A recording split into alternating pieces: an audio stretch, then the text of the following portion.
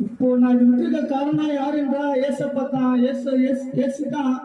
ஏசு போல இந்த உலகத்துல யாருமே இல்லை. அவரு என்னை தொட்டாரு, அவர் தான் எனக்கு ரட்சகரு. இந்த பாட்டு நான் செய்து கொண்டிருந்தேன். அதிகமா ரொம்ப இந்த குடிப்பழக்கத்தை நான் ரொம்ப கத்துக்கின்னு விட முடியாம வீட்டுல எங்க வீட்டுல நான் குடிச்சிட்டு வந்து படிப்பேன்.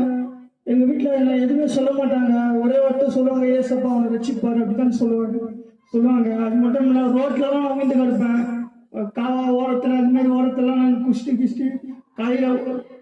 காலையில இருந்து பார்த்தோன்னா எதுல என்ன மாதிரி யூத்து வயசு பொண்ணுங்க பசங்க எல்லாருமே போவாங்க.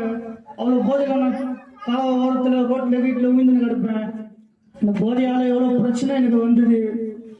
சில டைமோட எங்களுக்குள்ள எங்க ஃப்ரெண்ட்ஸுக்குள்ளேயே சண்டை ஆயிடுச்சு.